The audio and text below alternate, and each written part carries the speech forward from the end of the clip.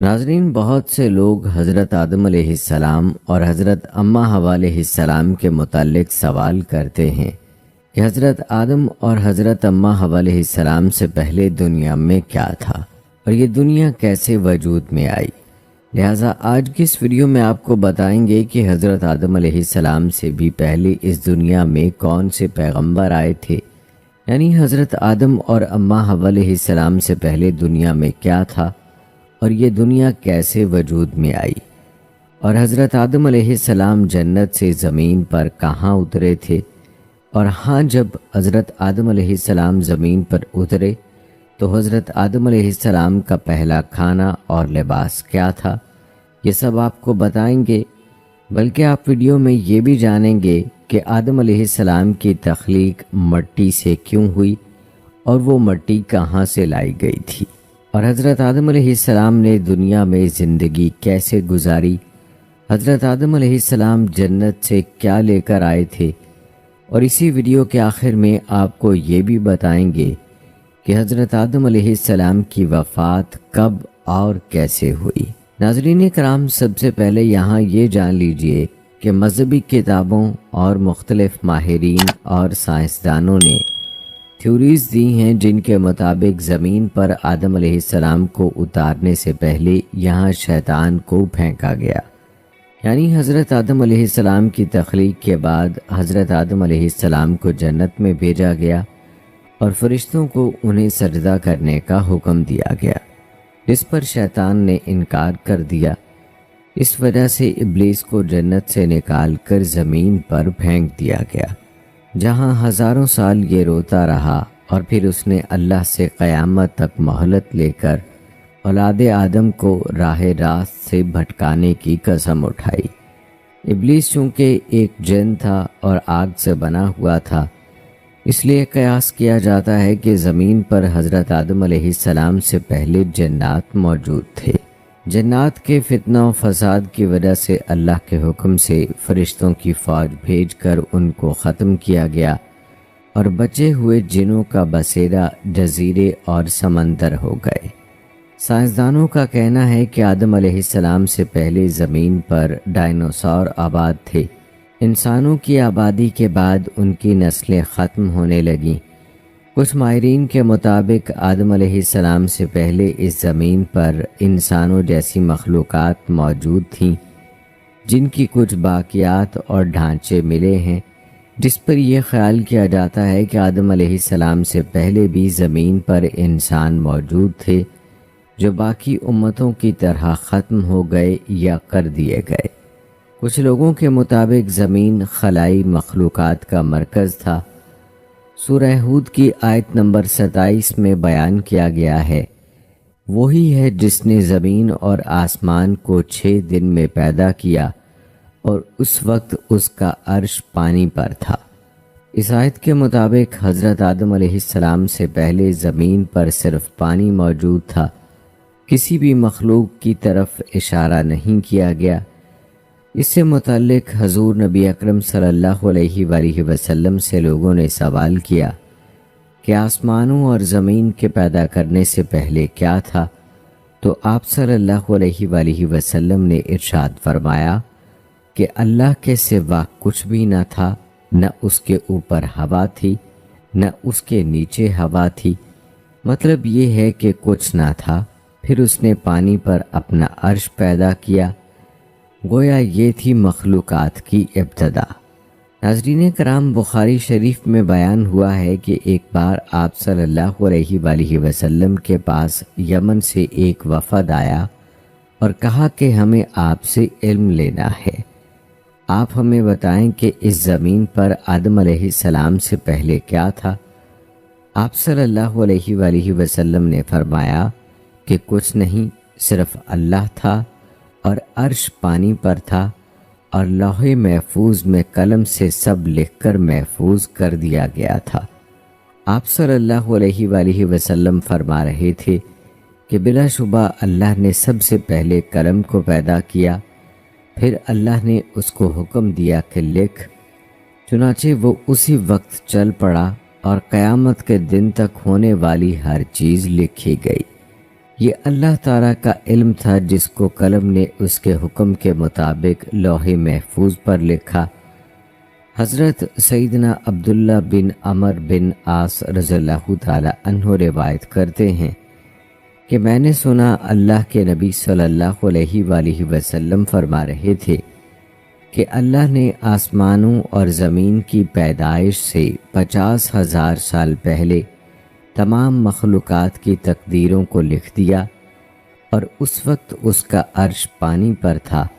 اس حدیث مبارکہ سے یہ بات واضح ہو گئی کہ سب سے پہلے پانی، پھر پانی پر عرش کی تخلیق ہوئی، پھر قلم کے فوراً بعد لوح محفوظ کو پیدا کیا گیا، جس پر سب کچھ جو قیامت تک ہونے والا تھا لکھ دیا گیا۔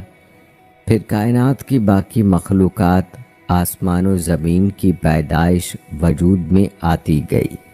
حضرت ابو ہریرہ رضی اللہ تعالی عنہ سے روایت ہے کہ جب نبی اکرم صلی اللہ علیہ وآلہ وسلم سے دنیا میں چیزوں کے وجود میں آنے کی ترتیب پوچھی گئی تو انہوں نے میرا ہاتھ تھاما اور کہا کہ اللہ نے جب یہ دنیا بنائی تو ان کی ترتیب کچھ یوں تھی: ہفتے والے دن مٹی پیدا کی، اتوار کو پہاڑ، پیر کو درخت، منگل کو تکالیف، بیماریاں، مسائل، بدھ کو نور، جمعرات کو چوپائے اس زمین پر پھیلا دیے، اور جمعے کے مبارک دن عصر سے رات کے درمیان آدم علیہ السلام کو پیدا کیا تھا۔ اس حدیث مبارکہ سے پتہ چلتا ہے کہ ابتدائی مخلوقات کی ترتیب کیا تھی۔ ان میں سب سے آخری نمبر حضرت آدم علیہ السلام کا تھا، جبکہ آدم علیہ السلام نسل انسانی میں سب سے پہلے اور تمام انسانوں کے باپ ہیں، جبکہ انسانوں سے پہلے فرشتے اور جن پیدا ہو چکے تھے۔ صاحب عقل مخلوقات میں سب سے پہلا نمبر فرشتوں کا، دوسرا نمبر جنوں کا، اور آخری نمبر انسانوں کا ہے۔ فرشتوں کی تخلیق کے بعد جنوں کو بھی انسانوں سے پہلے پیدا کیا گیا تھا، جیسا کہ اللہ پاک نے سورہ الحجر کی آیت نمبر 27 میں ارشاد فرمایا، اور اس سے پہلے جنات کو ہم نے لو والی آگ سے پیدا کیا۔ جنات کے بارے میں حضرت عبداللہ ابن عباس رضی اللہ تعالی عنہ فرماتے ہیں کہ حضرت آدم علیہ السلام کی تخلیق سے 2000 سال پہلے جنات پیدا کیے گئے۔ وہ ہماری اس زمین پر آباد تھے، مگر آہستہ آہستہ وہ فتنہ فساد میں مبتلا ہو گئے، اور وہ جب حد سے آگے بڑھ گئے اور ناحق خون بہانے لگے تو اللہ نے ان کی طرف فرشتوں کا ایک عظیم لشکر بھیجا، جس سے جنات کے زبردست مارکہ آرائی ہوئی۔ اس مارکہ آرائی میں فرشتوں نے جنات کو تہس نہس کر دیا، اور وہ پناہ لینے کے لیے سمندر کے جزیروں، جنگلات اور پہاڑوں پر چلے گئے۔ ان کو زمین کے ہر حصے سے نکال دیا گیا، چنانچہ آج تک ان کے رہنے کی جگہ یہی جزیرے، جنگلات اور پہاڑ ہیں۔ اس طرح یہ دنیا وجود میں آئی، اور آدم علیہ السلام زمین پر آئے، اور اس کے بعد انسانوں کی نسلیں چلی۔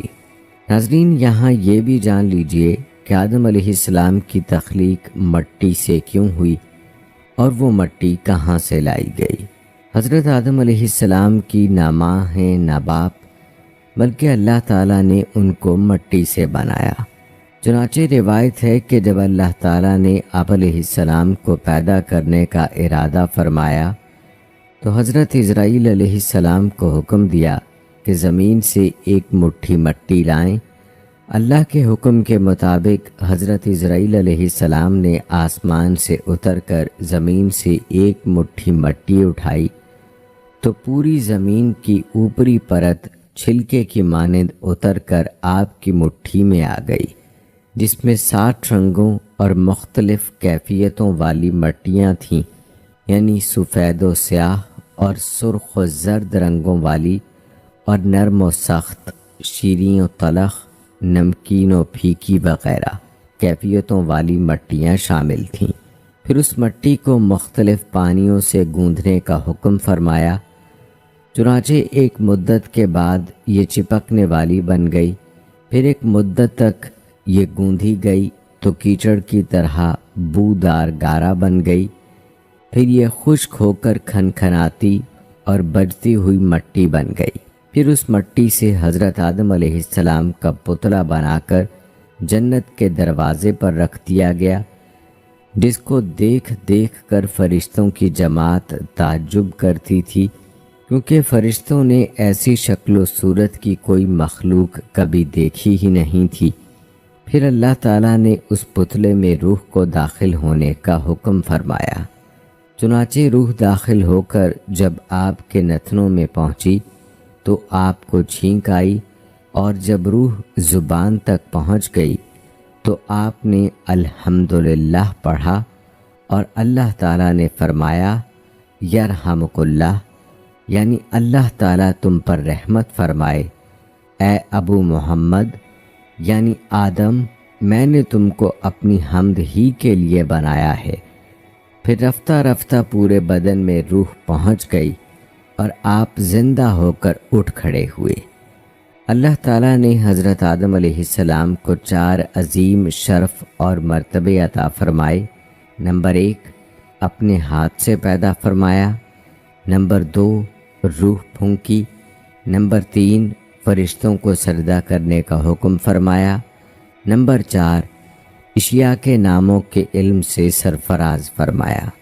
ناظرین، مذاہب کی قدیم کتابوں میں یہ بھی لکھا ہے کہ ابلیس یعنی شیطان جن تھا، اور اللہ تعالیٰ نے اس کی عبادات کے باعث اسے فرشتوں میں شامل کر لیا تھا اور اسے ان کا سردار بنا دیا تھا۔ اس کے بعد اس کی ریاضت کا سلسلہ جاری رہا۔ اس کائنات کا کوئی ایسا چپا یا کوئی ایسا ٹکڑا نہیں تھا جس پر ابلیس نے سجدہ نہ کیا ہو۔ یہ ان سجدوں، ان ریاضتوں، ان عبادات کا نتیجہ تھا کہ اللہ تعالیٰ نے ابلیس کو فرشتوں کا سردار بنایا۔ لیکن پھر شیطان غرور کا شکار ہو گیا۔ اس نے مٹی کے پتلے یعنی حضرت آدم علیہ السلام کو سجدہ کرنے سے انکار کر دیا۔ جب اللہ تعالیٰ نے آدم علیہ السلام کو مٹی سے بنایا تو سب کو کہا کہ ان کو سجدہ کیا جائے، لیکن ابلیس کے اندر ایک غرور تھا۔ اس نے کہا کہ میں آگ سے بنا ہوں، یہ مٹی سے بنا ہے، میں اسے کیوں سجدہ کروں؟ اس نے سجدہ کرنے سے انکار کر دیا، اور یہاں سے خیر اور شر کی طاقتوں کے درمیان جنگ کا آغاز ہو گیا۔ قدیم صحائف نے لکھا ہے کہ جب شیطان کو حضرت آدم علیہ السلام کو سجدہ کرنے کا حکم دیا گیا تو اس نے حضرت آدم علیہ السلام پر حقارت سے تھوک دیا تھا۔ شیطان کا تھوک حضرت آدم علیہ السلام کے پیٹ پر گرا تھا، اور اس کے بعد اللہ تعالیٰ نے حضرت جبرائیل علیہ السلام کو تھوک والی مٹی نکالنے کا حکم دے دیا تھا۔ حضرت جبرائیل علیہ السلام نے یہ مٹی نکالی تو حضرت آدم علیہ السلام کے پیٹ پر ایک چھوٹا سا سوراخ بن گیا۔ یہ سوراخ ناف کی شکل میں آج بھی ہمارے پیٹ پر موجود ہے۔ اللہ تعالیٰ نے اس ناف کی مٹی سے جس پر شیطان نے تھوکا تھا اس سے کتے کو بنایا تھا۔ ناظرین، کتے کی تخلیق کے متعلق دوسری روایت یہ بھی ملتی ہے کہ جب حضرت آدم علیہ السلام اور حضرت اماں علیہ السلام کو اللہ تعالیٰ نے زمین پر بھیجا تو شیطان نے زمینی درندوں کو ورغلایا کہ وہ ان دونوں کو کھا جائے، تو تب اللہ نے کتے کو پیدا کیا جس نے حضرت آدم علیہ السلام اور حضرت اماں حوا علیہ السلام کی ان درندوں سے حفاظت فرمائی۔ یعنی کتے کی پیدائش حضرت آدم علیہ السلام کو زمین پر بھیجنے کے فوراً بعد اللہ تعالیٰ نے فرمائی۔ بہرحال ناظرین، ایک حدیث میں نقل کیا گیا ہے کہ حضرت آدم علیہ السلام کا پتلا جس مٹی سے بنایا گیا، چونکہ وہ مختلف رنگوں اور مختلف کیفیتوں کی مٹیوں کا مجموعہ تھی، اسی لیے آپ کی اولاد یعنی انسانوں میں مختلف رنگوں اور قسم قسم کے مزاجوں والے لوگ ہیں۔ حضرت ابو موسیٰ اشعری رضی اللہ تعالی عنہ سے روایت ہے کہ نبی اکرم صلی اللہ علیہ وآلہ وسلم نے ارشاد فرمایا، اللہ تعالیٰ نے حضرت آدم علیہ السلام کو ایک مٹھی خاک سے پیدا فرمایا۔ یہ مٹی تمام روئے زمین سے حاصل کی گئی تھی۔ یہی وجہ ہے کہ حضرت آدم علیہ السلام کی نسل میں مختلف رنگ و زبان کے لوگ پائے جاتے ہیں۔ حضرت آدم علیہ السلام کی کنیت ابو محمد یا ابو البشر اور آپ کا لقب خلیفۃ اللہ ہے، اور آپ سب سے پہلے اللہ تعالیٰ کے نبی ہیں۔ آپ نے 960 سال کی عمر پائی ہے، اور بوقت وفات آپ کی اولاد کی تعداد 1,00,000 ہو چکی تھی، جنہوں نے طرح طرح کی صنعتوں اور عمارتوں سے زمین کو آباد کیا۔ قرآن پاک میں بار بار اس مضمون کا بیان ہے کہ حضرت آدم علیہ السلام کی تخلیق مٹی سے ہوئی۔ چنانچہ سورہ آل عمران میں ارشاد ہے کہ عیسیٰ کی کہاوت اللہ کے نزدیک آدم کی طرح ہے، اسے مٹی سے بنایا پھر فرمایا ہو جا، وہ فوراً ہو جاتا ہے۔ دوسری آیت میں اس طرح فرمایا کہ بے شک ہم نے ان کو چپکتی مٹی سے بنایا، کہیں یہ فرمایا کہ اور بے شک ہم نے آدمی کو بجتی ہوئی مٹی سے بنایا، جو اصل میں ایک سیاہ بودار گارا تھی۔ جب حضرت آدم علیہ السلام کو اللہ نے بہشت میں رہنے کا حکم دیا تو آپ جنت میں تنہائی کی وجہ سے کچھ ملول ہوئے، تو اللہ تعالیٰ نے آپ پر نیند کا غلبہ فرمایا اور آپ گہری نیند سو گئے، تو نیند ہی کی حالت میں آپ کی بائیں پسلی سے اللہ نے حضرت حوا علیہ السلام کو پیدا فرمایا۔ جب آپ نیند سے بیدار ہوئے تو یہ دیکھ کر حیران رہ گئے کہ ایک نہایت ہی خوبصورت اور حسین و جمیل عورت آپ کے پاس بیٹھی ہوئی ہے۔ آپ نے ان سے فرمایا کہ تم کون ہو اور کس لیے یہاں آئی ہو؟ تو حضرت اماں حوا علیہ السلام نے جواب دیا کہ میں آپ کی بیوی ہوں، اور اللہ نے مجھے اس لیے پیدا فرمایا ہے تاکہ آپ کو مجھ سے انس اور سکون قلب حاصل ہو، اور مجھے آپ سے انسیت اور تسکین ملے، اور ہم دونوں ایک دوسرے سے مل کر خوش رہیں اور پیار و محبت کے ساتھ زندگی بسر کریں، اور اللہ کی نعمتوں کا شکر ادا کرتے رہیں۔ قرآن پاک میں ایک مقام پر اللہ تعالیٰ نے حضرت حوا علیہ السلام کے بارے میں ارشاد فرمایا، اور اسی میں سے اس کا جوڑا بنایا اور ان دونوں سے بہت مرد و عورت پھیلا دیے۔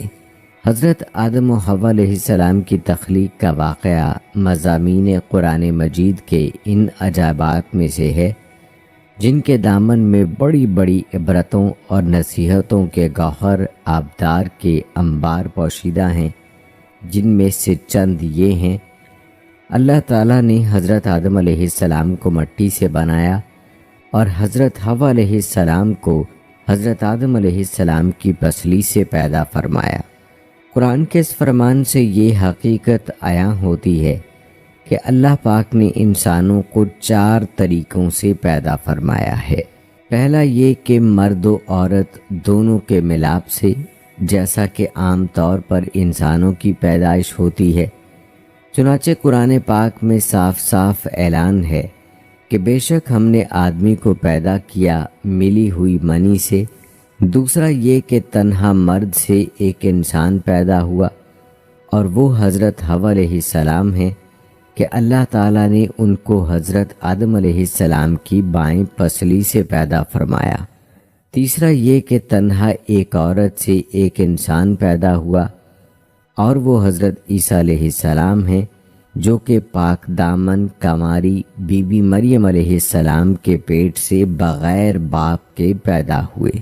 چوتھا یہ کہ بغیر مرد و عورت کے بھی ایک انسان کو اللہ تعالیٰ نے پیدا فرما دیا، اور وہ انسان حضرت آدم علیہ السلام ہیں کہ اللہ تعالیٰ نے ان کو مٹی سے بنا دیا۔ ان واقعات سے چند اسباق کی طرف رہنمائی ہوتی ہے۔ اللہ پاک ایسا قادر و قیوم اور خلاق ہے کہ انسانوں کو کسی خاص ایک ہی طریقے سے پیدا فرمانے کا پابند نہیں ہے، بلکہ وہ ایسی عظیم قدرت والا ہے کہ وہ جس طرح چاہے انسانوں کو پیدا فرما دے۔ چنانچہ ان 4 طریقوں سے اس نے انسانوں کو پیدا فرما دیا، جو اس کی قدرت و حکمت اور اس کی عظیم الشان خلاقیت کا نشان اعظم ہے۔ سبحان اللہ! اللہ کی شان خالقیت کی عظمت کا کیا کہنا، جس خلاق عالم نے کرسی و عرش اور لوح و قلم اور زمین و آسمان کو کن فرما کر موجود فرما دیا، اس کی قدرت کاملہ اور حکمت بالغہ کے حضور خلقت انسانی کی بھلا حقیقت و حیثیت ہی کیا ہے۔ لیکن اس میں کوئی شک نہیں کہ تخلیق انسان اس قادر مطلق کا وہ تخلیقی شاہکار ہے کہ کائنات عالم میں اس کی کوئی مثال نہیں، کیونکہ وجود انسان عالم خلق کی تمام مخلوقات کے نمونوں کا ایک جامع مرقع ہے۔ اللہ اکبر! کیا خوب ارشاد فرمایا حضرت علی رضی اللہ تعالی عنہ نے، کیا تو یہ گمان کرتا ہے کہ تو ایک چھوٹا سا جسم ہے، حالانکہ تیری عظمت کا یہ حال ہے کہ تیرے اندر عالم اکبر سمٹا ہوا ہے۔ ممکن تھا کہ کوئی مرد یہ خیال کرتا کہ اگر ہم مردوں کی جماعت نہ ہوتی تو تنہا عورتوں سے کوئی انسان پیدا نہیں ہو سکتا تھا۔ اسی طرح ممکن تھا کہ عورتوں کو یہ گمان ہوتا کہ اگر ہم عورتیں نہ ہوتی تو تنہا مردوں سے کوئی انسان پیدا نہ ہوتا۔ اسی طرح ممکن تھا کہ عورت و مرد دونوں مل کر یہ ناز کرتے کہ اگر ہم مردوں اور عورتوں کا وجود نہ ہوتا تو کوئی انسان پیدا ہی نہیں ہو سکتا تھا۔ تو اللہ تعالیٰ نے 4 طریقوں سے انسانوں کو پیدا فرما کر عورتوں اور مردوں دونوں کا منہ بند کر دیا کہ دیکھ لو، ہم ایسے قادر و قیوم ہیں کہ حضرت حوا علیہ السلام کو تنہا مرد یعنی حضرت آدم علیہ السلام کی پسلی سے پیدا فرما دیا۔ لہٰذا اے عورتوں، تم یہ گمان مت رکھو کہ اگر عورتیں نہ ہوتیں تو کوئی انسان پیدا نہ ہوتا۔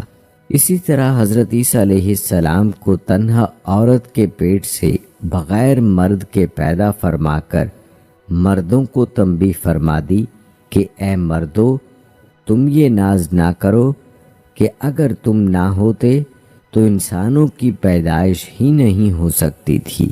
دیکھ لو، ہم نے حضرت عیسیٰ علیہ السلام کو تنہا عورت کے پیٹ سے بغیر مرد کے پیدا فرما دیا، اور حضرت آدم علیہ السلام کو بغیر مرد و عورت کے مٹی سے پیدا فرما کر عورتوں اور مردوں کا منہ بند فرما دیا کہ اے عورتوں اور مردوں، تم کبھی بھی اپنے دل میں خیال نہ لانا کہ اگر ہم دونوں نہ ہوتے تو انسانوں کی جماعت پیدا نہیں ہو سکتی تھی۔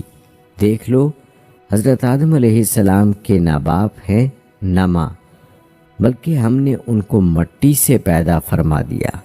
سبحان اللہ! سچ فرمایا اللہ نے کہ اللہ ہر چیز کا بنانے والا ہے اور وہ اکیلا سب پر غالب ہے۔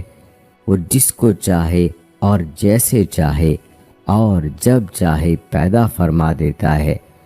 اس کے افعال اور اس کی قدرت کسی اسباب و علل اور کسی خاص طور طریقوں کی بندشوں کی محتاج نہیں ہے۔ چنانچہ قرآن مجید میں اللہ تعالیٰ کا ارشاد ہے کہ وہ جو چاہتا ہے کرتا ہے۔ ایک اور جگہ فرمایا، جس چیز اور جس کام کا وہ ارادہ فرماتا ہے اس کو کر ڈالتا ہے، نہ کوئی اس کی مشیت و ارادے میں دخل اندازی ہو سکتا ہے، نہ کسی کو اس کے کسی کام میں چوں چراں کی مجال ہو سکتی ہے۔ اب یہاں ناظرین یہ بھی جان لیجئے کہ حضرت آدم علیہ السلام کو پیدا ہوئے کتنے سال گزر چکے ہیں۔ حضرت آدم علیہ السلام اور حضرت محمد صلی اللہ علیہ وآلہ وسلم کے بیچ کا وقفہ کیا تھا؟ حضرت نوح علیہ السلام اور حضرت موسیٰ علیہ السلام کے درمیان وقفہ کتنا تھا؟ تو ناظرین یہ بات نہ قرآن میں موجود ہے اور نہ ہی کسی صحیح حدیث سے ثابت ہے۔ البتہ اس بارے میں بعض تاریخی روایات ملتی ہیں۔ چنانچہ امام ابن عساکر رحمہ اللہ نے دنیا کی مجمل تاریخ اس طرح لکھی ہے کہ حضرت آدم علیہ السلام اور حضرت نوح علیہ السلام کے درمیان 1200 برس کا فاصلہ ہے، اور حضرت نوح علیہ السلام سے حضرت ابراہیم علیہ السلام کے درمیان 1142 سال کا فاصلہ ہے، اور حضرت ابراہیم علیہ السلام سے حضرت موسیٰ علیہ السلام تک 565 سال کا فاصلہ ہے، اور حضرت موسیٰ علیہ السلام سے حضرت داؤد علیہ السلام تک 569 سال، اور حضرت داؤد علیہ السلام سے حضرت عیسیٰ علیہ السلام کے درمیان 1356 سال، اور حضرت عیسیٰ علیہ السلام سے خاتم الانبیاء سرکار دو عالم حضرت محمد مصطفیٰ صلی اللہ علیہ وآلہ وسلم تک 600 سال کا فاصلہ ہے۔ جہاں تک ان انبیاء کے زندہ رہنے کا تعلق ہے تو حضرت آدم علیہ السلام 960 سال، حضرت نوح علیہ السلام 900 سال، حضرت ابراہیم علیہ السلام 200 سال، حضرت داؤد علیہ السلام 100 سال، حضرت عیسیٰ علیہ السلام 33 سال، اور آپ صلی اللہ علیہ وآلہ وسلم 63 سال تک باقید حیات رہے۔ لہٰذا اس حساب کے مطابق حضرت آدم علیہ السلام کے دنیا میں تشریف لانے سے لے کر اب تک تقریباً 9288 سال گزر چکے ہیں۔ اب آپ صلی اللہ علیہ وآلہ وسلم اور حضرت آدم علیہ السلام کے بیچ کا درمیانی وقفہ تقریباً 6835 سال ہے، اور حضرت نوح علیہ السلام اور حضرت موسیٰ علیہ السلام کے درمیان کا وقفہ 1907 سال کا ہے۔ ناظرین، یہاں یہ بھی جان لیجئے کہ حضرت آدم علیہ السلام جنت سے کہاں اترے تھے۔ اس بارے میں تفسیر در منشور میں ہے کہ حضرت آدم علیہ السلام مکہ اور طائف کے درمیان میں موجود دجنہ نامی علاقے میں اترے تھے۔ بعض کا کہنا ہے کہ آدم علیہ السلام صفا پہاڑی پر اترے، حکم الہی میں کوتاہی کی وجہ سے حضرت آدم علیہ السلام کے جنت سے نکلنے کا وقت آیا، تب آپ علیہ السلام نے حضرت حوا علیہ السلام کا ہاتھ تھام کر کہا، چلو اب غربت اور بے کسی کا وقت آن پہنچا۔ اس وقت حضرت جبرائیل علیہ السلام نے آ کر کہا کہ تم دونوں الگ ہو جاؤ، کیونکہ یہی اللہ تعالیٰ کا حکم ہے کہ تم دونوں کو دنیا میں مختلف مقامات پر اتارنا ہے۔ یہ سنتے ہی حضرت آدم علیہ السلام نے حضرت حوا علیہ السلام کا ہاتھ چھوڑ دیا۔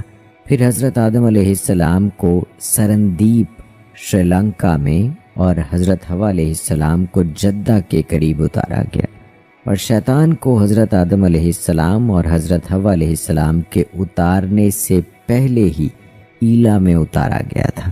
اس وقت کے اعتبار سے جدہ اور سرندیپ کے درمیان تقریباً 2100 میل کا فاصلہ تھا۔ حضرت آدم علیہ السلام کی جنتی زبان عربی تھی، لیکن وہ ان کو بھلا دی گئی۔ اس کے عوض آپ علیہ السلام کی سریانی زبان عطا کی گئی۔ بعد ازاں جب آپ کی توبہ قبول کر لی گئی تو پھر عربی زبان عطا کر دی گئی۔ پھر جب آدم علیہ السلام حکم الہی پر حج کے لیے تشریف لے گئے تو آپ علیہ السلام کی ملاقات مزدلفہ کے مقام پر اماں حوا علیہ السلام سے ہوئی۔ اس وجہ سے مزدلفہ کے معنی قربت والی جگہ بنتا ہے۔ جدہ سعودی عرب کا سب سے بڑا شہر ہے۔ حضرت عبداللہ ابن عمر رضی اللہ تعالی عنہ فرماتے ہیں، اللہ سبحانہ و تعالی نے حضرت آدم علیہ السلام کو ہندوستان میں اتارا، پھر آپ علیہ السلام مکہ تشریف لے گئے، وہاں سے شام تشریف لے گئے اور وہیں انتقال ہوا۔ اسی طرح رسول اللہ صلی اللہ علیہ وآلہ وسلم نے ارشاد فرمایا، حضرت آدم علیہ السلام ہندوستان میں اترے تھے۔ ابن عساکر ایک روایت میں نقل کرتے ہیں، حضرت آدم علیہ السلام جب زمین پر بھیجے گئے تو انہیں ہندوستان میں اتارا گیا۔ تاریخی اعتبار سے دیکھا جائے تو ہندوستان کے علاقے سیلیون کے جزیرے سرندیپ میں بوز نامی پہاڑی پر آدم کے قدموں کے نشان ملتے ہیں۔ بعد میں یہ پہاڑی سری لنکا کے حصے میں آ چکی ہے، جسے تاریخی روایات کے مطابق حضرت آدم علیہ السلام کے نقش پا سے منسوب کیا جاتا ہے۔ اسی مناسبت سے اس پہاڑی کو آدم کی چوٹی یا کوہ آدم کا نام دیا جاتا ہے۔ اس پہاڑ کو شرندیپ بھی کہا جاتا ہے۔ کوہ آدم کی پہاڑی سری لنکا کی دوسری بڑی چوٹی ہے۔ 7300 فٹ بلند یہ چوٹی سری لنکا کے دارالحکومت کولمبو سے 220 کلومیٹر کے فاصلے پر ہے۔ سری لنکا کے ضلع رتنا پور میں واقع اس چوٹی تک پہنچنے کے لیے کولمبو سے کینڈی اور پھر ڈلہوزی آنا پڑتا ہے۔ ڈلہوزی شہر کے قریب سے یہ پہاڑی شروع ہوتی ہے۔ کوہ آدم پر چڑھنے کے لیے موزوں وقت رات کا ہے۔ رات کو 11-12 بجے کے درمیان سیاحوں کی اکثریت سفر شروع کرتی ہے۔ پہاڑ کی چوٹی تک پہنچنے کے لیے تقریباً 4.5 گھنٹے مسلسل سفر کرنا پڑتا ہے۔ پہاڑ کو کاٹ کر 7,500 سیڑھیاں بنائی گئی ہیں۔ پہاڑ کا 2/3 سفر تو سیاح بآسانی طے کر لیتے ہیں، لیکن چوٹی کے قریب کا 1/3 سفر انتہائی دشوار ہے۔ یہاں سے آگے کے سفر میں پہاڑ کی عمودی سطح بنائی گئی ہے۔ ان سیڑھیوں کے دونوں جانب لگی سٹیل کی ریلنگ پکڑ کر ہی اوپر چڑھا جا سکتا ہے۔ کوہ آدم کی چوٹی پر نقش پا آدم کو ڈھانپ کر محفوظ کر دیا گیا ہے۔ وقفے سے اسے عام زیارت کے لیے کھولا جاتا ہے۔ زائرین کی بڑی تعداد بدھ مت کے مقررہ اصولوں کی پاسداری کرتے ہوئے زیارت کرتی ہے۔ یہ نقش ایک سخت سیاہ پتھر میں ہے۔ اس گڑھے میں دائیں پاؤں کا نقش ہے جو تقریباً 5 فٹ لمبا اور 2 فٹ چوڑا ہے۔ اس پاؤں کے نقش کی لمبائی اور چوڑائی سے کسی بھی انسان کے جسم کے قد کا اندازہ 35 فٹ لگایا گیا ہے۔ کوہ آدم پر واقع نقش پا کے مقام تک پہنچنے کے لیے کئی آرام گاہیں بنائی گئی ہیں۔ پہاڑ کی بلندی سے دریا کا منظر بھی انتہائی خوبصورت ہے۔ طلوع آفتاب کا منظر بڑا تابناک ہے۔ سورج کی کرنوں میں آسمان کے بدلتے رنگ انتہائی خوشگوار نظر آتے ہیں۔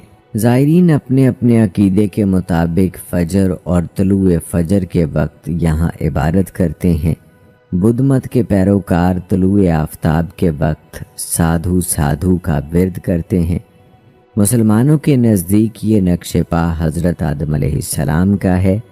بدھ مت کے مطابق یہ نشان بدھا کا ہے اور ہندوؤں کے دھرم کے مطابق یہ نقش شیواجی کا ہے۔ بدھ مذہب کی سب سے پرانی کتاب مہاونس میں بھی اس قدم کا ذکر ہے۔ اپریل کے مہینے میں زائرین کی بڑی تعداد یہاں آتی ہے۔ مقامی زبان میں اس پہاڑی کو سری پاڈا کہا جاتا ہے۔ تاریخی حوالے بتاتے ہیں کہ سکندر اعظم اور ابن بطوطہ نے بھی زیارت کے لیے یہاں کا سفر کیا۔ ابن بطوطہ نے اپنے سفر نامے میں اس کا ذکر انتہائی دلچسپ پیرائے میں کیا ہے۔ اس کا بیان ہے کہ میں نے جزیرہ سیلان یعنی سری لنکا آنے کے بعد سیلان کے راجا سے کہا کہ میں قدم شریف کی زیارت کرنا چاہتا ہوں۔ سری لنکا کے راجا حکمران نے میرے سفر کا اہتمام کیا۔ سیلان میں آدم کو بابا اور ہوا کو ماما کہتے ہیں۔ راجا نے مجھے ایک ڈولا دیا اور کئی غلام دیے جو مجھے ڈولے میں بیٹھا کر لے گئے۔ راجا نے 4 جوگی بھی میرے ساتھ کر دیے۔ یہ جوگی راستے سے خوب واقف تھے۔ اس کے علاوہ 3 برہمن اور 10 اہلکاروں کے علاوہ 15 آدمی بھی میرا سامان اٹھانے کے لیے ساتھ کر دیے۔ پانی اس راستے میں بکثرت ہے۔ پہلے دن ہم ایک دریا پر پہنچے اور بیت کی چھڑیوں سے بنی ہوئی کشتی میں اس دریا کو عبور کیا۔ وہاں سے ہم منار منڈلی پہنچے۔ وہاں ایک غار ہے جس کو غار نارنج کہتے ہیں اور ایک دوسرا غار ہے اس کو راجا کا غار کہتے ہیں۔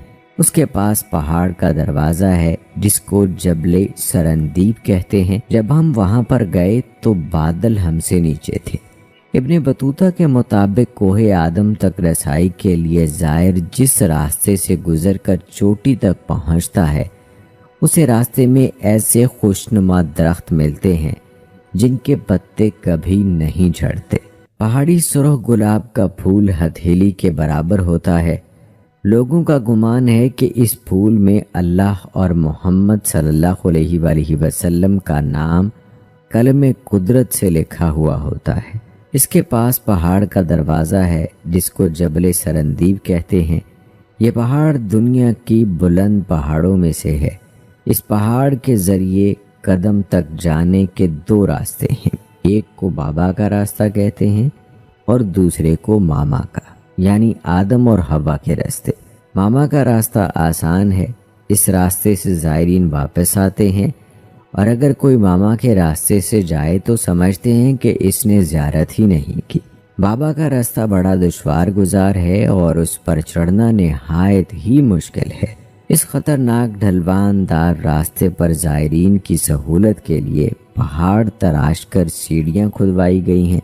ان سیڑھیوں پر چڑھنے والوں کو گرنے سے بچانے کے لیے لوہے کی میخیں گاڑ کر زنجیریں لٹکائی ہیں۔ یہ 10 زنجیریں ہیں۔ 10ویں زنجیر کو زنجیر شہادت کہتے ہیں۔ اس زنجیر کے پاس جب مسافر پہنچتا ہے اور پہاڑ سے نیچے کی طرف دیکھتا ہے تو اس کے ہوش اڑ جاتے ہیں۔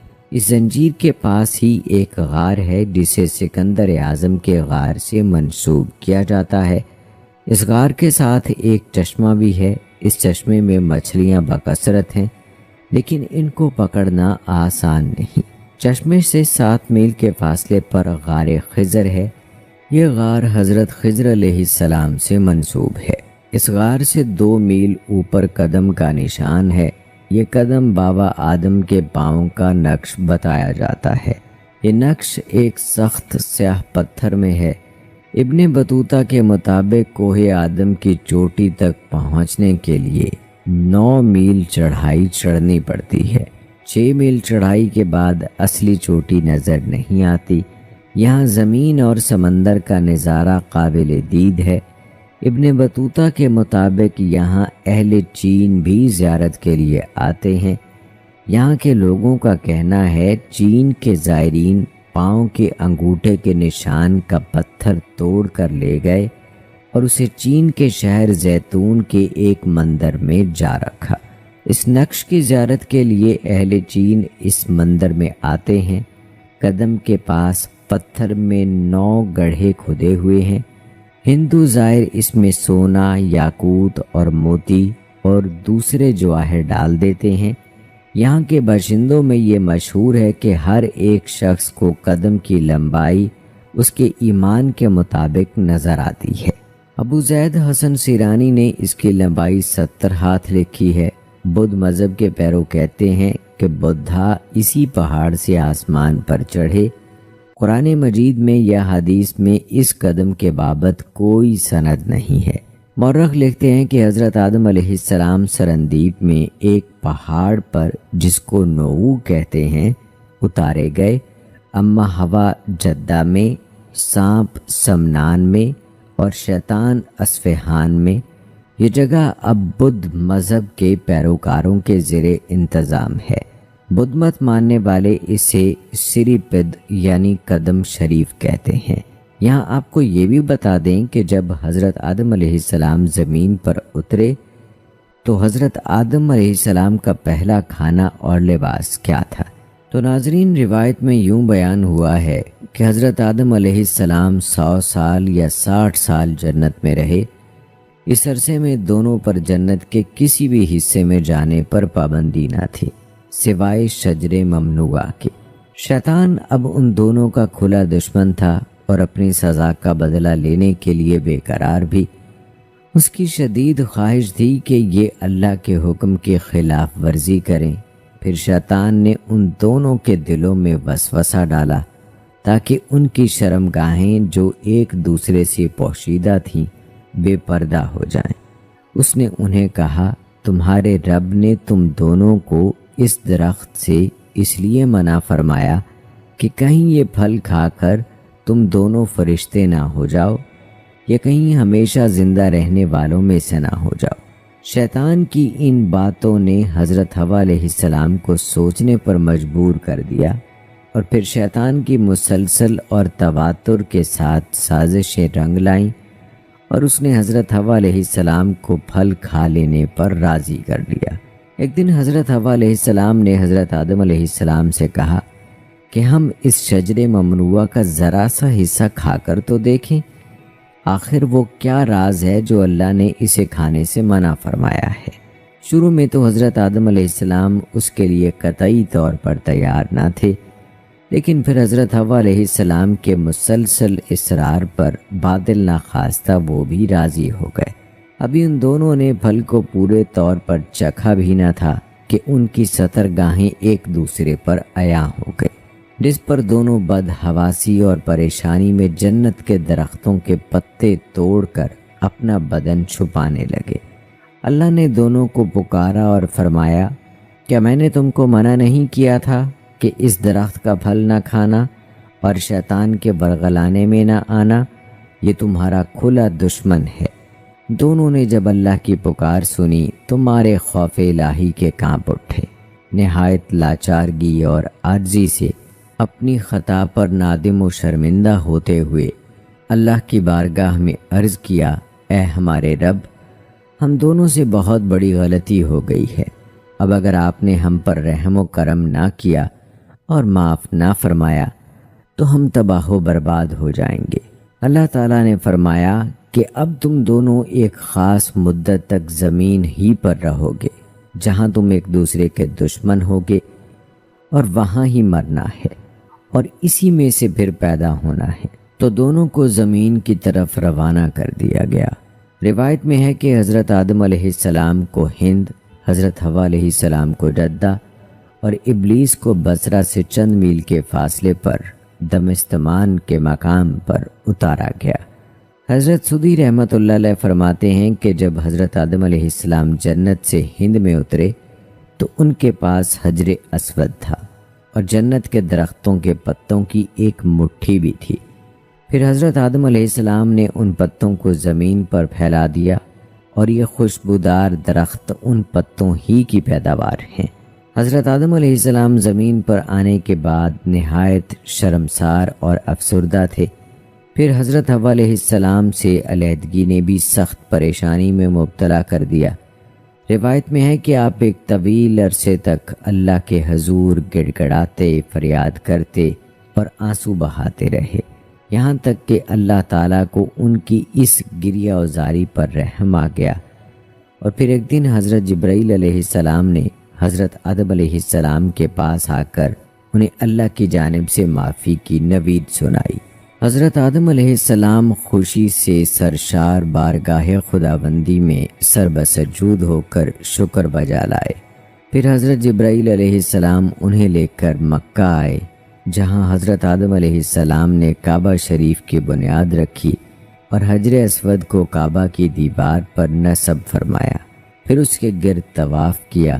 طواف سے فارغ ہو کر حضرت جبرائیل علیہ السلام انہیں جبل عرفات پر لے گئے، جہاں حضرت حوا علیہ السلام تشریف فرما تھیں۔ لیکن طویل عرصے کی جدائی اور حالات نے بہت سے جسمانی تغیرات پیدا کر دیے تھے، چنانچہ وہ دونوں ایک دوسرے کو پہچان نہ پائے، جس پر حضرت جبرائیل علیہ السلام نے دونوں کا تعارف کروایا۔ حضرت عمر رضی اللہ تعالی عنہ سے مروی ہے کہ نبی کریم صلی اللہ علیہ وآلہ وسلم نے فرمایا کہ جب حضرت آدم علیہ السلام سے لغزش ہو گئی تو انہوں نے بارگاہ خداوندی میں عرض کیا، اے میرے پروردگار، میں آپ سے محمد صلی اللہ علیہ وآلہ وسلم کے وسیلے سے سوال کرتا ہوں کہ آپ میری مغفرت فرما دیں۔ اللہ رب العزت نے فرمایا، تو نے محمد صلی اللہ علیہ وآلہ وسلم کو کیسے جان لیا جبکہ میں ان کو اب تک پیدا نہیں فرمایا؟ حضرت آدم علیہ السلام نے عرض کیا، اے پروردگار، جب آپ نے مجھے اپنے ہاتھوں سے پیدا فرمایا اور مجھ میں جان ڈالی، پھر میں نے اپنا سر اٹھایا تو عرش پر لکھا دیکھا، لا الہ الا اللہ محمد الرسول اللہ، تو میں نے جان لیا کہ جس ذات کا نام آپ نے اپنے نام کے ساتھ ملایا ہے اس سے بڑھ کر آپ کے نزدیک اور کوئی محبوب نہیں ہو سکتا۔ تو اللہ نے فرمایا، اے آدم، تو نے سچ کہا، وہ میرے نزدیک سب سے محبوب ہیں، اور جب تو نے ان کے وسیلے سے مجھ سے مانگ لیا تو پس میں نے تیری بخشش کر دی، اور اگر محمد صلی اللہ علیہ وآلہ وسلم نہ ہوتے تو میں آپ کو بھی پیدا نہ کرتا۔ ناظرین، اب آتے ہیں اس بات کی طرف کہ جو آج کی ویڈیو کا مقصد ہے کہ دنیا میں حضرت آدم علیہ السلام سے بھی پہلے کون سے ایک پیغمبر کا تذکرہ ملتا ہے۔ تو جان لیجئے کہ حضرت آدم علیہ السلام سے بھی پہلے ایک پیغمبر کو اللہ نے جنات میں بھیجا تھا۔ خواتین و حضرات، جن اللہ کی مخلوق ہیں جنہیں انسان کی پیدائش سے بھی پہلے پیدا کیا گیا تھا۔ بعض محققین اور تاریخ دان لکھتے ہیں کہ جنات کو آدم علیہ السلام کی تخلیق سے بھی 2000 سال پہلے تخلیق کیا گیا تھا۔ قرآن حکیم اس کا ذکر اس طرح سے آیا ہے، اور ہم نے انسان کو کھنکتے ہوئے گارے سے پیدا کیا ہے، اور جنوں کو اس سے بھی پہلے بے دھوئیں کی آگ سے پیدا کیا ہے۔ سورہ الحجر۔ ایک اور جگہ ارشاد فرمایا ہے، اس نے انسان کو بجنے والی مٹی سے پیدا کیا اور جنات کو آگ کے شعلے سے پیدا کیا۔ سورہ رحمان، آیت نمبر 14 اور 15۔ ابن کثیر ان آیات کی تفسیر میں لکھتے ہیں کہ سلسال خشک مٹی اور جس میں آواز ہو، فخار، آگ میں پکی ہوئی مٹی کو ٹھیکری کہتے ہیں۔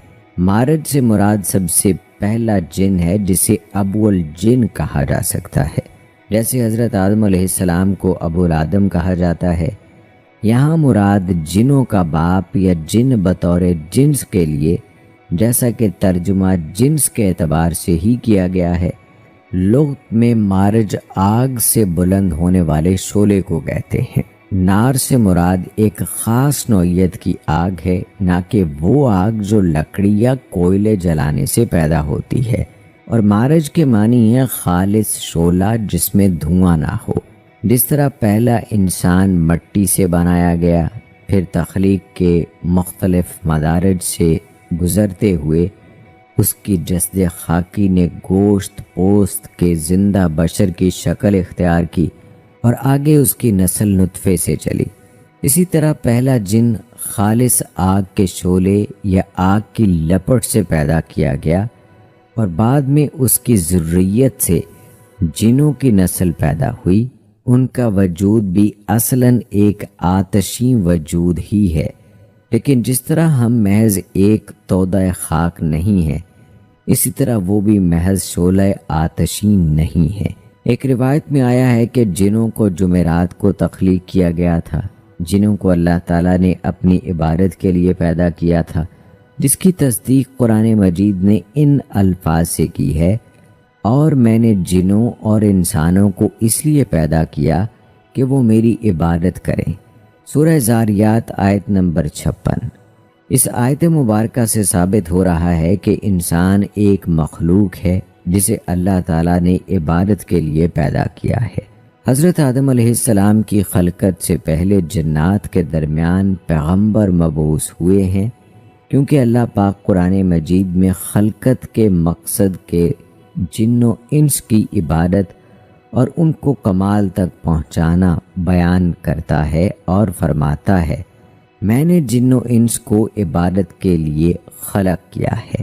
روایت میں آیا ہے کہ ایک شامی مرد نے حضرت علی رضی اللہ تعالی عنہ سے پوچھا کہ کیا خدا نے جنات کی جانب کسی پیغمبر کو بھیجا ہے؟ حضرت علی رضی اللہ تعالی عنہ نے جواب میں فرمایا، ہاں، ایک پیغمبر جس کا نام یوسف تھا، ان کی ہدایت کے لیے بھیجا گیا تھا، لیکن انہوں نے اسے شہید کر دیا۔ یہ روایت بھی دلیل ہے کہ جنات میں ان کی ہی نوع سے پیغمبر ہوتے تھے۔ اس بنا پر جو کچھ ہم نے بیان کیا ہے، اس سے واضح ہوا کہ جن بھی مکلف ہیں اور فرائض رکھتے ہیں، اور انسان کی خلقت سے پہلے ان کی ہدایت کے لیے پیغمبر مبعوث ہوئے ہیں، لیکن اس کی کیفیت ہمارے لیے واضح نہیں۔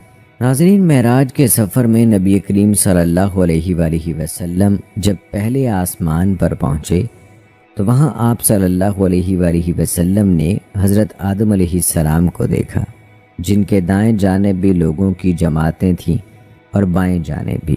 آپ صلی اللہ علیہ وآلہ وسلم نے دیکھا کہ حضرت آدم علیہ السلام جب دائیں جانب دیکھتے ہیں تو ہنستے ہیں اور بائیں جانب دیکھتے ہیں تو روتے ہیں۔ حضرت صلی اللہ علیہ وآلہ وسلم فرماتے ہیں کہ میں نے حضرت جبرائیل علیہ السلام سے پوچھا، اے جبرائیل، یہ کیا ہے؟ انہوں نے کہا، یہ حضرت آدم علیہ السلام ہیں اور یہ ان کی اولاد کی روحیں ہیں۔ جب دائیں جانب دیکھتے ہیں جو جنتی ہیں تو ہنستے ہیں، اور جب بائیں جانب دیکھتے ہیں جو جہنمی ہیں تو روتے ہیں۔ اس کے ساتھ ہی ناظرین، یہاں یہ بھی جان لیجئے کہ حضرت آدم علیہ السلام نے زمین پر آ کر سب سے پہلے کس چیز کی خواہش کی؟ تو ناظرین، حضرت آدم علیہ السلام جب جنت سے زمین پر تشریف لے آئے تو اللہ کی بارگاہ میں عرض کیا کہ خدایا، میں یہاں نہ تو ملائکہ کی تسبیح و عبادت کی آواز سن سکتا ہوں، نہ ہی کوئی عبادت خانہ نظر آتا ہے، جیسا کہ آسمان میں بیت المعمور دیکھتا تھا جس کے ارد گرد ملائکہ طواف کرتے تھے۔ اس پر اللہ پاک کا حکم آیا کہ جاؤ، جہاں پر ہم نشان بتائیں وہاں پر کعبۃ اللہ بنا دو اور اس کے ارد گرد طواف بھی کر لو، اس کی طرف نماز بھی ادا کر لو۔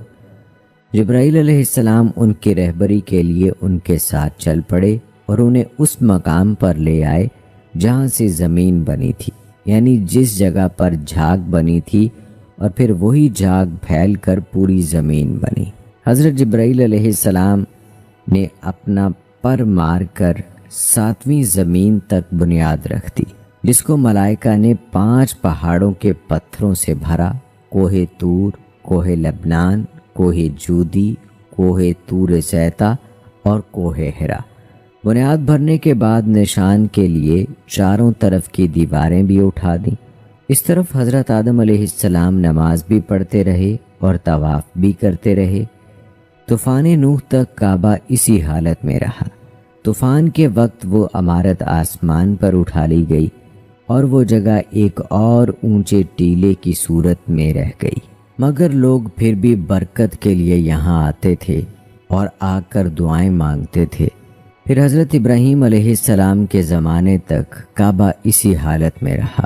جب حضرت اسماعیل علیہ السلام اور حضرت حاجرہ علیہ السلام یہاں آ کر رہے اور یہاں کچھ آبادی ہو گئی تو حضرت حاجرہ علیہ السلام کے انتقال کے بعد حضرت ابراہیم علیہ السلام کو حکم ہوا کہ حضرت اسماعیل علیہ السلام کو ساتھ لے کر خانہ کعبہ کی عمارت تعمیر کریں۔ اس کی نشانی اس طرح کی گئی کہ ایک بادل کا ٹکڑا بھیجا گیا تاکہ اس کے سائے سے کعبہ کی حد مقرر کی جائے۔ حضرت جبرائیل علیہ السلام نے اس سائے کی مدد سے خط کھینچا اور حضرت ابراہیم علیہ السلام نے اس خط پر اس قدر کھدائی کی کہ بنیاد آدم نمودار ہو گئی۔ پھر اس پر عمارت بنائی۔ اس کی بلندی 9 ہاتھ تھی اور رکن اسود سے رکن شامی تک دیوار کی لمبائی 33 ہاتھ، اور رکن شامی سے رکن غربی تک 22 ہاتھ، اور رکن غربی سے رکن یمانی تک ہاتھ، اور رکن یمانی سے رکن اسود تک 20 ہاتھ تھی۔ اس طرح خانہ کعبہ کی عمارت مستطیل شکل میں بنی۔ حضرت ابراہیم علیہ السلام نے خانہ کعبہ کے اندر ایک طغار سا بنایا تاکہ کعبے کے لیے جو نذرانے اور تحفے آئیں وہ اس میں رکھے جا سکیں۔ اس کے دروازے 2 تھے، ایک داخل ہونے کے لیے اور ایک نکلنے کے لیے۔ کعبہ بنانے والے حضرت ابراہیم علیہ السلام تھے اور ان کو گارا اور پتھر اٹھا کے دینے والے حضرت اسماعیل علیہ السلام تھے۔ اس دفعہ اس کی تعمیر کے لیے 3 پہاڑوں کے پتھر لائے گئے۔ بعد میں اس عمارت میں کچھ تبدیلیاں بھی کی گئیں۔ اس کی اونچائی مزید بڑھائی گئی اور دروازہ بھی 2 کی بجائے 1 کیا گیا۔ ناظرین، آدم علیہ السلام کتنی مدت جنت میں رہے اور ان کی اولاد جنت میں ہوئی یا نہیں، ان کے متعلق صحیح معلومات ثابت نہیں ہیں۔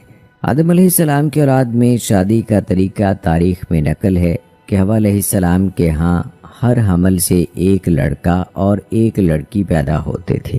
ایک حمل سے پیدا ہونے والا لڑکا دوسرے حمل سے پیدا ہونے والے لڑکی سے شادی کرتا تھا۔ حدیث میں ہے کہ قیامت کے دن جب لوگ جنت کے قریب ہو جائیں گے تو آدم علیہ السلام کے پاس آئیں گے، کہیں گے اے ہمارے باپ، ہمارے لیے جنت کو کھلوا دو۔ تو آدم علیہ السلام کہیں گے تم کو اس جنت سے صرف تمہارے باپ کی غلطی نے نکالا تھا۔ آدم علیہ السلام اپنی زوجہ کے ساتھ زمین پر آ گئے، اللہ تعالیٰ نے دعائیہ کلمات سکھائے، ان دونوں نے ان دعائیہ کلمات کے ساتھ اللہ تعالیٰ سے معافی مانگی۔ اللہ تعالیٰ نے جمعہ کے روز ان کی توبہ قبول فرمائی۔ جب آدم علیہ السلام زمین پر رہنے لگے تو پھر اللہ نے ان کے لیے عمدہ لباس کا انتظام فرمایا۔ دوستو، آدم علیہ السلام کی اولاد بہت ہوئی، ان میں سے 2 نے ایک مرتبہ اللہ تعالیٰ کی راہ میں قربانی پیش کی۔ اللہ نے ایک کی قربانی قبول فرمائی اور دوسرے کی نہیں۔ جس کی قربانی قبول نہیں ہوئی اپنے بھائی سے کہنے لگا میں تجھے ضرور قتل کروں گا۔ بھائی نے جواب دیا کہ اللہ تعالیٰ تو متقی لوگوں کی قربانی قبول فرماتا ہے، تم میں تقوی نہیں ہے، اس لیے تمہاری قربانی قبول نہیں ہوئی، اس میں میرا کیا قصور؟ بالآخر اس نے اپنے بھائی کو قتل کیا۔ قتل کرنے کے بعد سمجھ نہیں آیا کہ اپنے مقتول بھائی کی لاش کا کیا کرے۔ اللہ تعالیٰ نے ایک کوہ بھیجا جو زمین پر اتر کر زمین کو کریدنے لگا۔ قاتل بھائی نے کوے سے سیکھا کہ کس طرح اپنے بھائی کی لاش کو چھپائے، پھر اپنے اس فعل پر بہت نادم ہوا اور افسوس کیا۔ قاتل کا نام قابیل تھا، مقتول کا نام حابیل تھا۔ انشاءاللہ دوستو ہم اپنی آنے والی ویڈیوز میں مکمل تفصیل سے آپ کو یہ واقعہ ضرور بتائیں گے۔ اور آئیے ناظرین، ویڈیو کے آخر میں ذکر کرتے ہیں آدم علیہ السلام کے وصال کی۔ آدم علیہ السلام کی عمر اللہ تعالیٰ نے 1000 سال رکھی تھی۔ آدم علیہ السلام نے 40 سال اپنی عمر میں سے داؤد علیہ السلام کو ہبہ کیے تھے۔ بہرحال اللہ تعالیٰ نے آدم علیہ السلام کی عمر 1000 سال کر دی اور داؤد علیہ السلام کی عمر 100 سال کر دی۔ حابیل کے مرنے کے بعد اللہ تعالیٰ نے آدم علیہ السلام کو ایک بیٹا اور دیا، انہوں نے ان کا نام شیس علیہ السلام رکھا اور اپنی وفات سے پہلے شیس علیہ السلام کو وصیت کی۔ جب فرشتوں نے آدم علیہ السلام کی روح قبض کر لی، فرشتے اپنے ساتھ کفن اور خوشبو لے کر آئے تھے، پھر فرشتوں نے انہیں غسل دیا، کفن پہنایا اور نماز جنازہ پڑھائی، قبر کھودی اور لحد میں دفن کیا۔ پھر کہا اے بنی آدم، یہ ہے تکفین و تدفین وغیرہ کا طریقہ۔ آدم علیہ السلام کا انتقال جمعے کے روز ہوا، دفن کی جگہ نامعلوم ہے۔ آدم علیہ السلام کے انتقال کے بعد سیدہ حوا علیہ السلام کا انتقال ہو گیا۔ آدم علیہ السلام کا قد 60 ہاتھ تھا۔ حضرت ابو ہریرہ رضی اللہ تعالی عنہ سے روایت ہے کہ نبی کریم صلی اللہ علیہ وآلہ وسلم نے فرمایا، موسیٰ علیہ السلام نے آدم علیہ السلام سے بحث کی کہ آپ نے لوگوں کو اپنی غلطی یعنی گناہ کے سبب سے جنت سے نکلوایا اور انہیں بدبخت بنایا۔ آدم علیہ السلام نے فرمایا اے موسیٰ علیہ السلام، اللہ تعالیٰ نے آپ کو رسالت اور کلام کے لیے چنا اور آپ مجھے ایک ایسے معاملے میں ملامت کر رہے ہیں جو اللہ تعالیٰ نے میری تخلیق سے قبل لکھ دیا تھا۔ رسول اللہ صلی اللہ علیہ وآلہ وسلم نے فرمایا آدم علیہ السلام دلیل کے ذریعے موسیٰ علیہ السلام پر غالب آ گئے۔ اور ہاں ناظرین، آخر میں حضرت آدم علیہ السلام کی وفات کب اور کیسے ہوئی، اس حوالے سے آپ کو آگاہ کر دوں کہ جب حضرت آدم علیہ السلام حابیل کی موت کی وجہ سے بے قرار رہتے تھے، تب اللہ پاک نے حضرت جبرائیل علیہ السلام کو ان کی تسلی کے لیے بھیجا۔ انہوں نے حضرت آدم علیہ السلام کو اللہ کا حکم بتایا۔ اللہ ان کو ایک فرزند عنایت کرے گا جس کی نسل سے پیغمبر پیدا ہوں گے، حضرت شیس علیہ السلام۔ چنانچہ حابیل کے مرنے کے 5 سال بعد حضرت آدم علیہ السلام کے ہاں ایک بیٹا پیدا ہوا جس کا نام شیس رکھا۔ اس کا مطلب ہے اللہ کا دیا ہوا تحفہ۔ یہ نام رکھنے کی وجہ یہ ہے کہ حابیل کے مرنے کے 5 سال بعد اللہ پاک نے ان کو شیس علیہ السلام عطا فرمائے۔ جب حضرت آدم علیہ السلام کی وفات کا وقت قریب آیا تو انہوں نے اپنے بیٹوں سے فرمایا کہ بیٹو، میرا جنت کے پھل کھانے کا جی چاہ رہا ہے۔ وہ تلاش کے لیے نکل گئے تو انہیں سامنے سے فرشتے آتے ہوئے ملے جن کے پاس حضرت آدم علیہ السلام کا کفن اور خوشبو تھی، اور ان کے پاس کلہاڑے اور ٹوکریاں بھی تھیں۔ انہوں نے کہا کہ آدم کے بیٹو، تمہیں کس چیز کی تلاش ہے؟ انہوں نے کہا کہ ہمارے والد بیمار ہیں اور جنت کے میوے کھانے کی خواہش رکھتے ہیں۔ فرشتوں نے کہا کہ واپس چلے جاؤ، تمہارے والد فوت ہونے والے ہیں۔ اور جب فرشتے حضرت آدم علیہ السلام کی روح قبض کرنے کے لیے آئے تو حوا علیہ السلام نے ان کو دیکھ کر پہچان لیا اور وہ حضرت آدم علیہ السلام سے چمٹ گئیں۔